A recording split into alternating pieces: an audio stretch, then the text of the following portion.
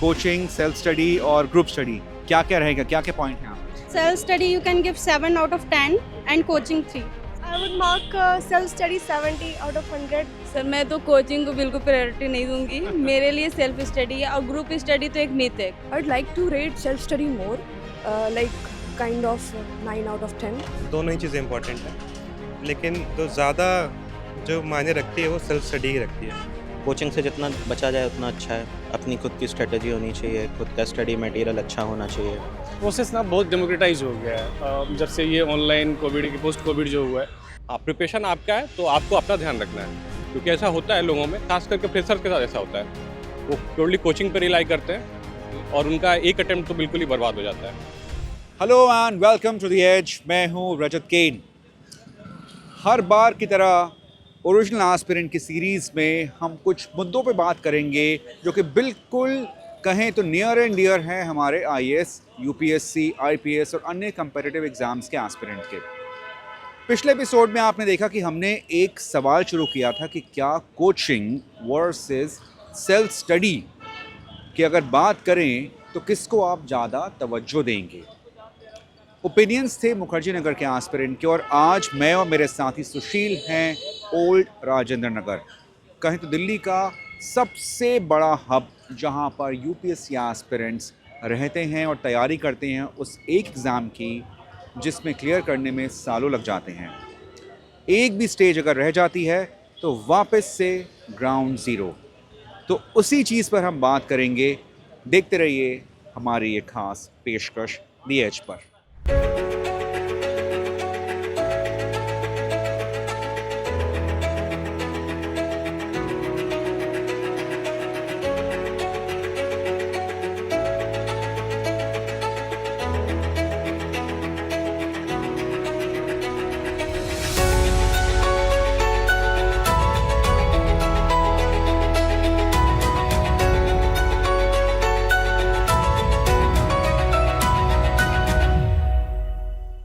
बने हुए हैं हम ORN यानी कि ओल्ड राजेंद्र नगर एस्पिरेंट के हब पे।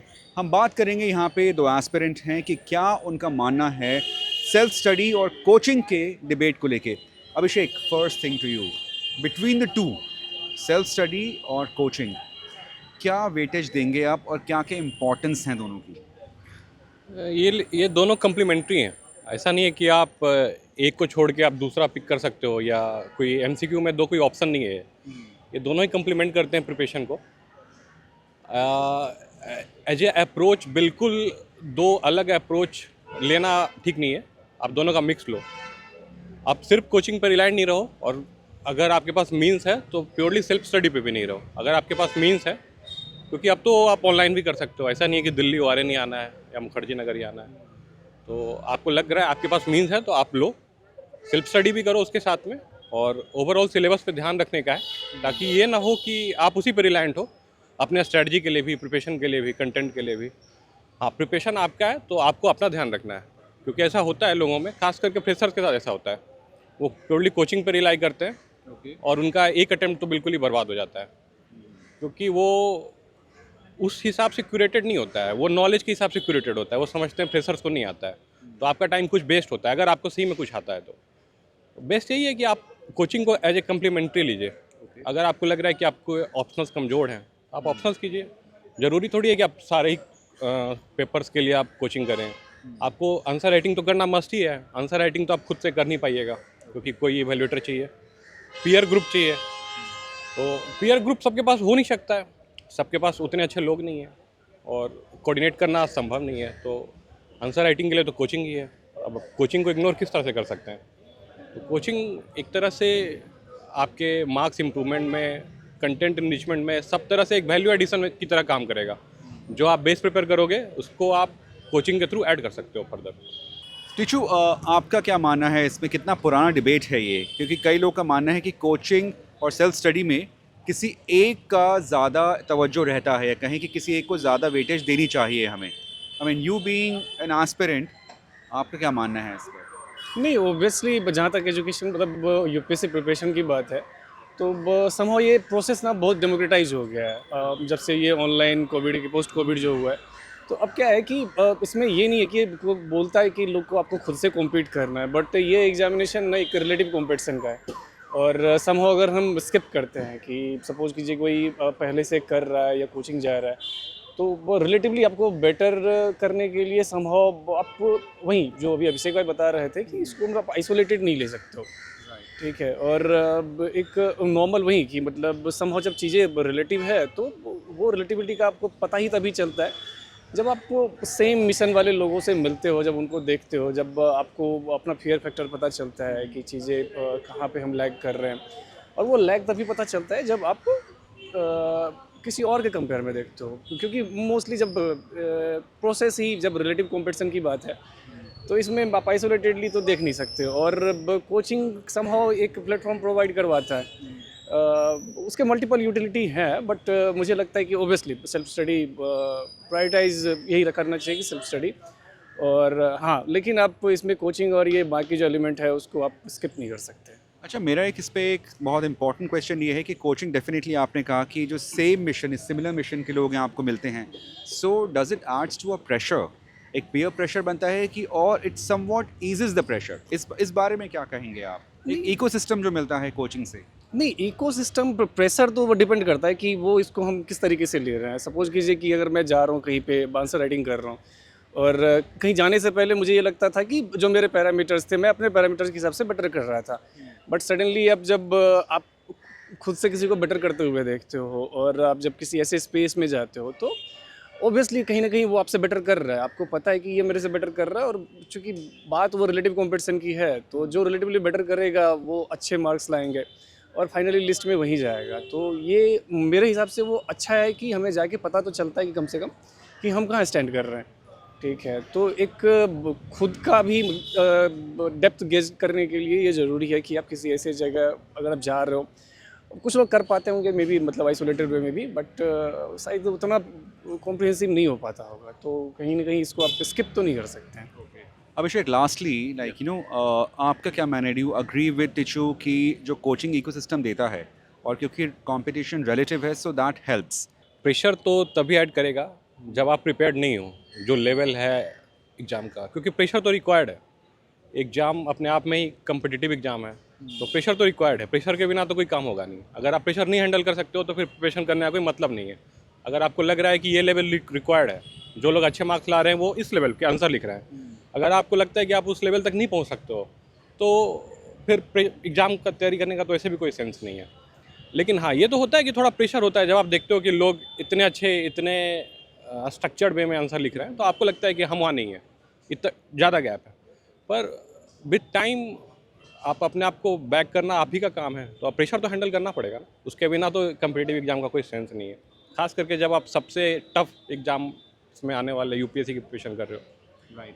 Thank you Abhishek, thank you टीचू फॉर योर टाइम। तो बात यही है कि एक ऐसा एग्ज़ाम जहाँ पे कंपटीशन इतना ज़्यादा है, और जैसे कि मैं हर बार कहता हूँ कि एक एग्ज़ाम जहाँ पे 3 स्टेजेस होती हैं, एक स्टेज रह गई, आपको फिर से ग्राउंड ज़ीरो पे आना पड़ेगा। इसी प्रेशर पे, इसी प्रिपरेशन की टैक्टिक्स पर हम आगे भी इस एपिसोड में बात करते रहेंगे। देखते रहिए द एज ओरिजिनल्स।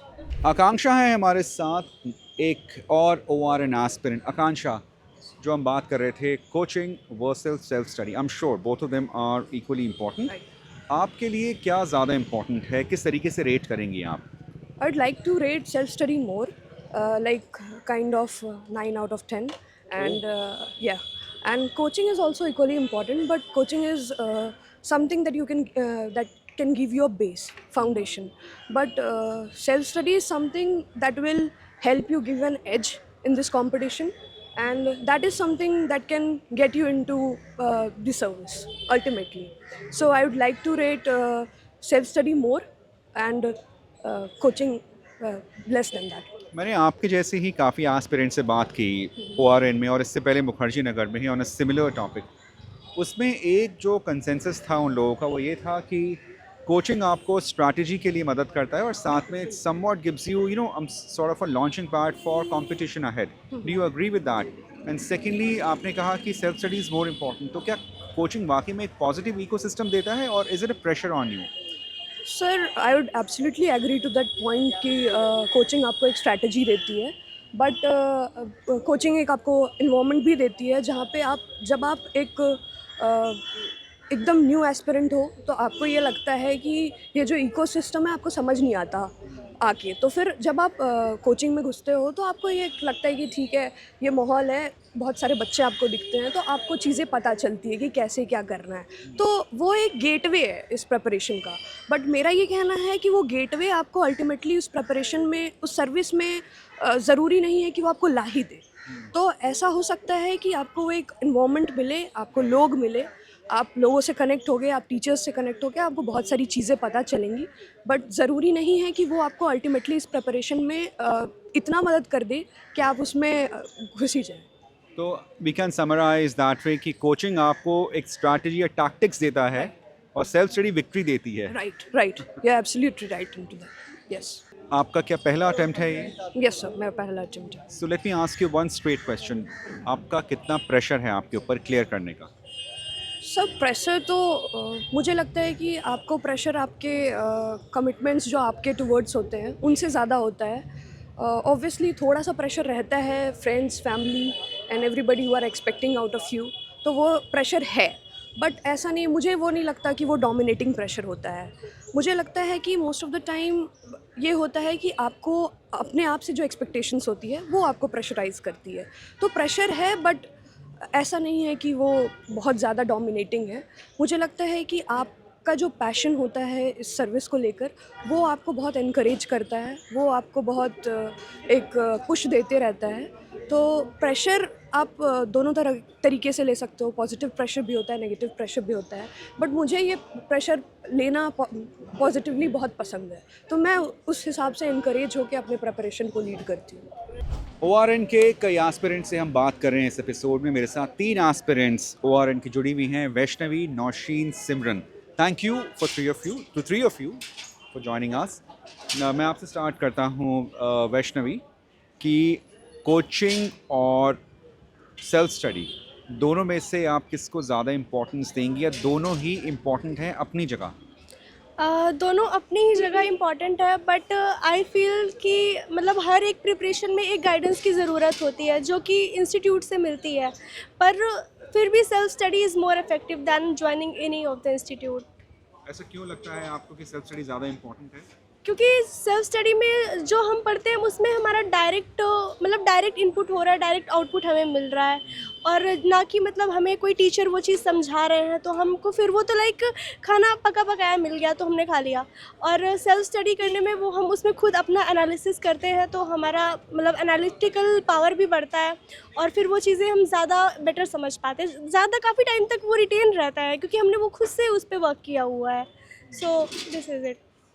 नौशीन, आपका क्या मानना है कि क्या सेल्फ स्टडी ज़्यादा इम्पोर्टेंट है और कोचिंग से आपको सिर्फ एक स्ट्रैटेजी मिलती है, या दोनों ही इक्वली इम्पोर्टेंट हैं? जैसे मैं बोल रही हूँ, जैसे मेरी तैयारी स्टार्ट हुई थी तो मेरी सेल्फ स्टडी से ज़्यादा तैयारी स्टार्ट हुई थी, फिर मैंने कोचिंग लगाया। कोचिंग तभी आपको बेनिफिट करेगा जब आपका बेसिक क्लियर है।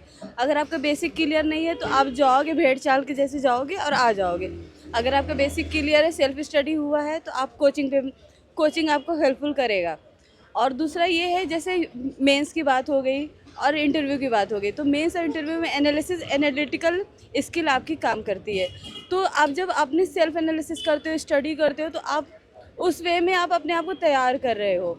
और प्रीलिम्स, अब यहाँ कोचिंग में आप जाओगे, वहाँ पे 600 बच्चे 700 बच्चे हैं, टीचर सोचता है इंटरेक्शन नहीं होता है, सबको प्रॉपर टाइम नहीं देगा, तो सब मेन चीज़ है सेल्फ स्टडी ही आपको करना है। और यहाँ पे 7-8 घंटा आप अपने से भी पढ़ रहे हो तो सिलेक्शन हो जाएगा आपका।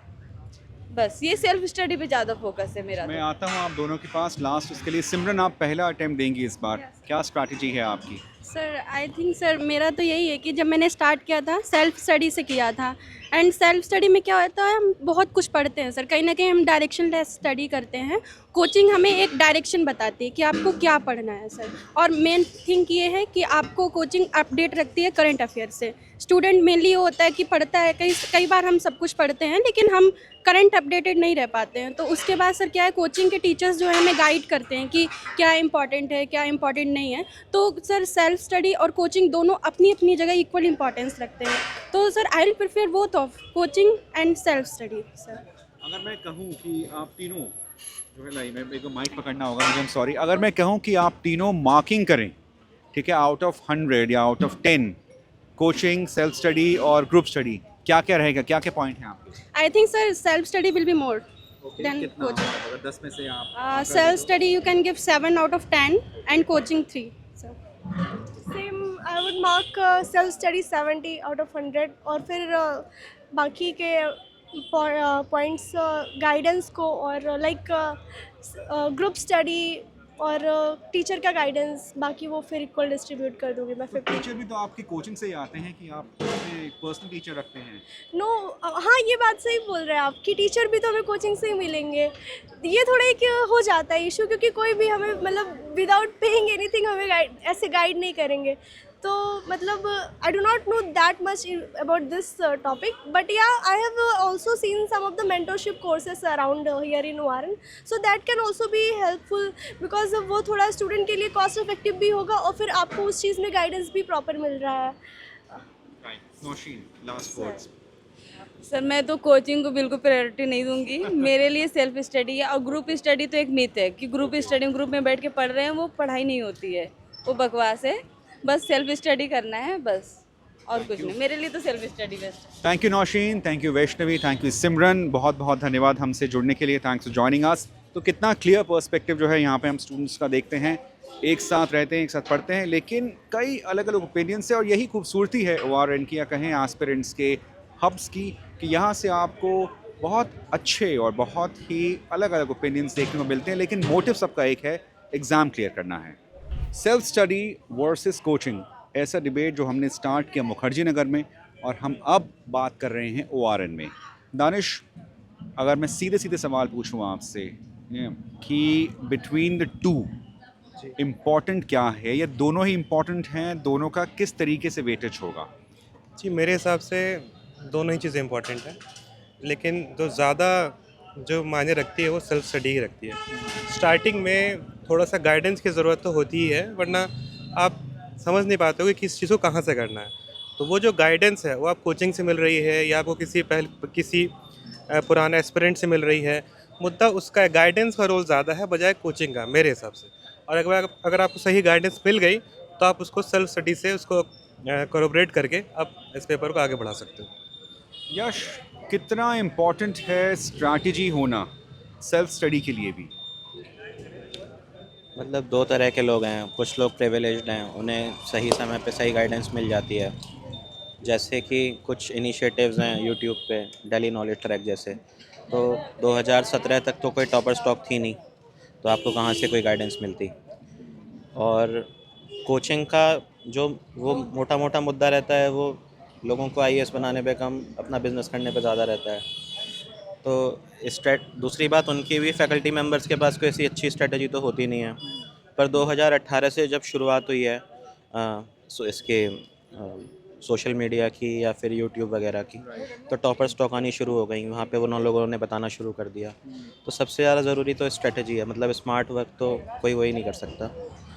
कोचिंग से जितना बचा जाए उतना अच्छा है. अपनी खुद की स्ट्रेटजी होनी चाहिए, खुद का स्टडी मटेरियल अच्छा होना चाहिए. कोचिंग का ये ज़रूर है एक बड़ा एडवांटेज कि कई बार बहुत क्रूशियल स्टडी मटेरियल कंसाइज उसमें फॉर्मेट में आपको मिल जाता है, तो आपको उसके लिए मेहनत नहीं करनी पड़ेगी. पर स्ट्रेटजी तो खुद कोई भी कोचिंग वाला स्ट्रेटजी नहीं बनवाता. वो केवल 9 महीने का, 10 महीने का, 11 महीने का कोर्स कराता है. बहुत सारे लोग हिस्ट्री ऑप्शनल को यहाँ पे 4.5 महीने में, 4 महीने में, 5 महीने में निपटा देते हैं. 9 महीने से कम लग ही नहीं सकते अगर कोई ढंग से हिस्ट्री पढ़ाए तो वो एक धंधा है ना. मतलब पढ़ाना कौन चाह रहा है. पढ़ाने की हैसियत से अगर करा जाए तो कोचिंग इंडस्ट्री बहुत अच्छी है. पर अगर धंधा करने की हिम्मत उससे नीयत से करा जाए तो कोचिंग इंडस्ट्री से बेकार चीज़ कोई नहीं है. आपकी बनी बनाई स्ट्रेटजी को वो लोग धूल में मिला देंगे. या फिर आपके अंदर एक्चुअली क्या होता है, यहाँ पे सबसे बड़ी समस्या ये है कि शुरुआत के 1-2 साल तैयारी के इंसान के अंदर बहुत एनर्जी होती है, जज्बा होता है. उसमें वो बहुत कुछ बहुत जल्दी बहुत सारा सिलेबस पढ़ सकता है. पर आदमी 2 साल तो यहाँ कोचिंगों में निकाल देता है. वहाँ से कुछ क्रूशियल आता नहीं है. 3-4 साल के बाद समझ में आता है कि उसे क्या पढ़ना है. तब तक उसकी एनर्जी ड्रेन हो चुकी होती है. तो बिज़नेस इंडस्ट्री जो कोचिंग को बिज़नेस इंडस्ट्री की तरह प्रॉस्पर कराया जा रहा है, उससे 90% बच्चों का तो नुकसान ही है ना। उन 10% बच्चे ही वहाँ से कुछ अच्छा निकाल पाते हैं जो वैसे भी निकाल ही लेते हैं। Okay, that's a important point. Danish, आपका भी यही मानना है कि समवॉट जो है, जैसे आपने भी कहा कि सेल्फ स्टडीज़ मोर इम्पॉर्टेंट, तो कोचिंग जो है कहीं ना कहीं जो है सिर्फ एक इकोसिस्टम दे रही है, लेकिन जो स्ट्रैटेजी है वो भी आपको अपने आप खुद बेटर बनानी होगी। जी बिल्कुल, स्ट्रैटेजी आपको खुद से ही एनालाइज करना पड़ेगा। आपको प्रीवियस ईयर क्वेश्चन निकालने होंगे, लास्ट ईयर के लगभग 5 से 10 साल के, आपको लेकर उन्हें बैठना होगा, आपको समझना होगा कि किस चीज़ को कहाँ से पढ़ना है। बजाय आप पूरा उन कोचिंग मटेरियल्स पे या उनकी बताई हुई चीज़ों पे अगर आप लग जाएं तो आप पेपर से काफ़ी दूर निकल जाते हैं। तो मेरा ये मानना है कि आपको एनालिसिस करना पड़ेगा उन PYQs का, तब आप ज़्यादा बेहतर समझ सकते हैं कि आप पेपर में किधर की तरफ जा रहे हैं, आपका ट्रैक क्या है, आप ऑन ट्रैक है या नहीं है। और बजाय अगर कोचिंग पे भी अगर मैं आऊँ तो बजाय बड़ी बड़ी कोचिंग से पे जाने से अच्छा है कि आप अपने subject wise specific requirement wise जो अभी नए नए जो प्लेटफॉर्म्स जो इवॉल्व हो रहे हैं वो मतलब बहुत चीप में भी बहुत इजीली अवेलेबल दे रहे हैं चीज़ों को, कि आपकी रिक्वायरमेंट के हिसाब से जो सब्जेक्ट आपको चाहिए, आपको GS4 पढ़ना है, आपको 1 पढ़ना है, आपको सिर्फ हिस्ट्री पढ़नी है, बजाय आप 2 लाख रुपए कोचिंग को दो और आप कुछ दिन जाओ और वहाँ पे आपके वो बर्बाद हो जाए, आप कुछ मिले ही ना वहाँ से। इससे अच्छा है कि अगर आप कुछ लग भी रहा है ज़रूरत तो आप स्पेसिफिक चीज़ों की कोचिंग आप ले सकते हैं अगर आपकी ज़रूरत है तो, वरना स्ट्रैटेजी और प्लस सेल्फ स्टडी ही इस पेपर में कारगर है बहुत ज़्यादा। Very important. Thank you Danish, thank you Yash. बहुत ज़रूरी है कि जिस तरह एस्पिरेंट जो हैं जो बातें बताते हैं अपनी आउट ऑफ एक्सपीरियंस, बाकी और एस्पिरेंट भी देख रहे हैं और इससे काफ़ी कुछ उनको सीखने को मिलता है। बहुत बहुत धन्यवाद आपका, and I wish you all the very best. Thanks a lot for your time. Thank you Danish, thank you Yash. So ये आज के एपिसोड में हम बात कर रहे थे ORN से और बात कर रहे थे हम क्या बताएंगे। एस्पिरेंट ने बताया कि कोचिंग और सेल्फ स्टडी की अगर बात की जाए कैसे दोनों को बैलेंस करना है, किस स्टेप की कहाँ कमियां हैं, कहाँ स्ट्रैटेजी बेटर है। अल्टीमेटली अगर कहें तो यहाँ पे भी तो लार्जर कंसेंसस यही है कि सेल्फ स्टडी सबसे इम्पॉर्टेंट है। कोचिंग आपको एक दिशा, डायरेक्शन, स्ट्रैटेजी, टैक्टिक्स दे सकता है, लेकिन अंत में जो आपको विक्ट्री मिलेगी इस बहुत ही कह सकते हैं कठिन या कहें बहुत ही कम्पिटिटिव एग्ज़ाम से, वो सेल्फ स्टडी के ज़रिए ही मिलेगी। Thank you for watching the aspirants. इजाज़त दीजिए मुझे और मेरे साथी सुशील को। Thank you, good bye.